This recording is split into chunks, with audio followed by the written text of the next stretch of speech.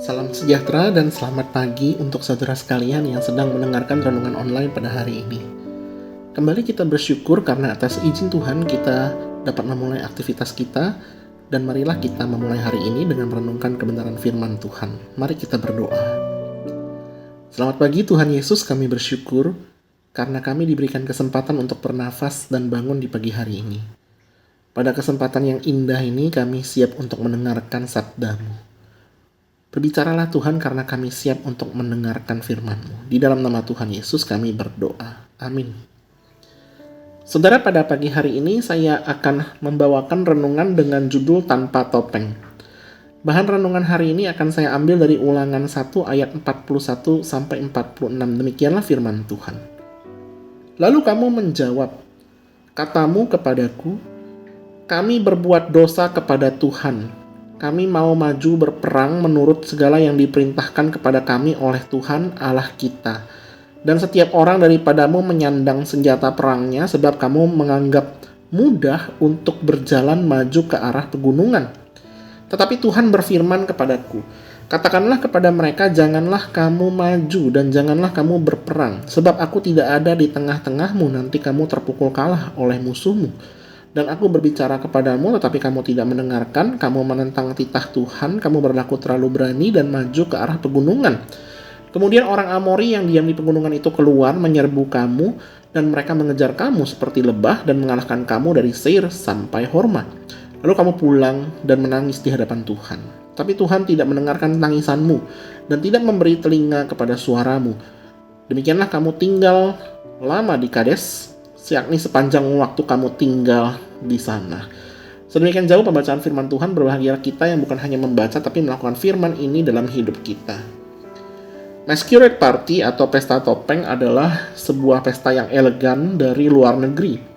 Umumnya orang yang hadir ke acara tersebut wajib menggunakan pakaian formal, contohnya jas bagi pria dan gaun bagi wanita. Namun karena ini adalah pesta topeng, tentu mereka harus menggunakan topeng yang hanya memperlihatkan sedikit bagian mata ataupun juga bagian mulut. Tujuan dari pesta topeng ini adalah agar seseorang dapat menjadi jati dirinya yang lain, alias menyembunyikan dirinya yang asli. Jika orang tersebut adalah seorang pemarah, maka ia dapat memakai topeng dan mengubah identitasnya sebagai seorang yang sabar dan baik hati.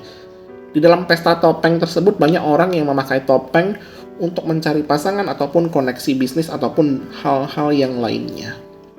Ketika kita membicarakan tentang Ulangan 1 ayat 41 sampai 46, kita disuguhkan tentang riwayat dari kegagalan penyerangan bangsa Israel kepada orang Amori.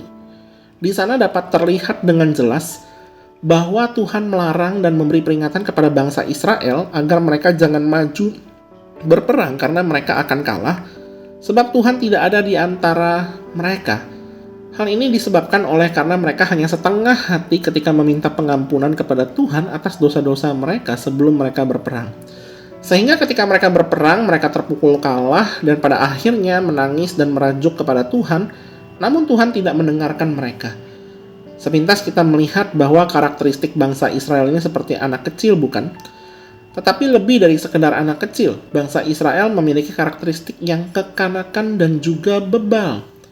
Terlebih lagi, mereka memiliki karakteristik yang agak dungu sepertinya, karena mereka berpikir dapat menipu Tuhan ketika mereka berdoa kepada Tuhan, meminta pengampunan, padahal hati mereka sebenarnya masih jauh menyimpang dari Tuhan.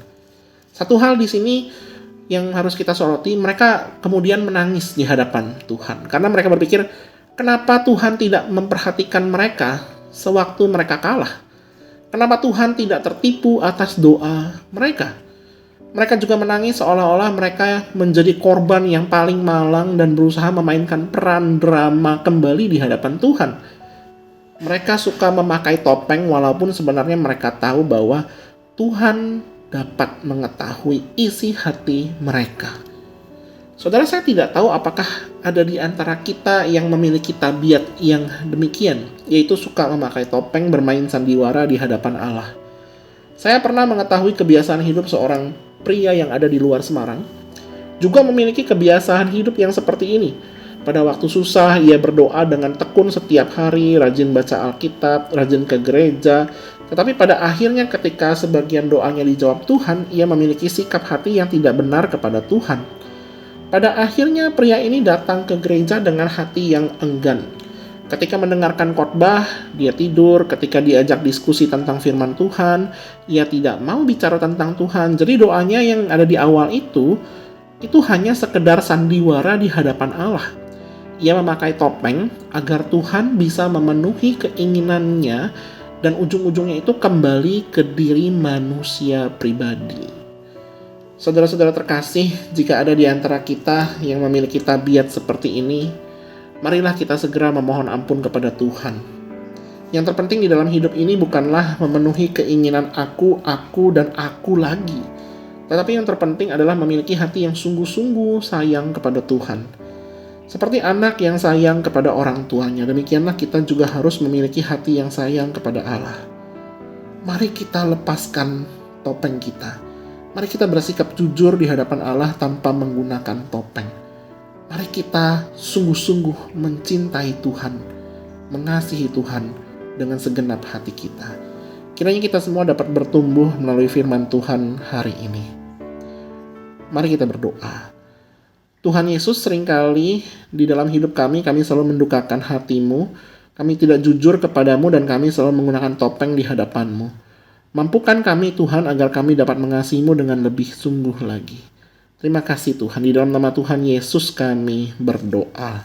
Amin.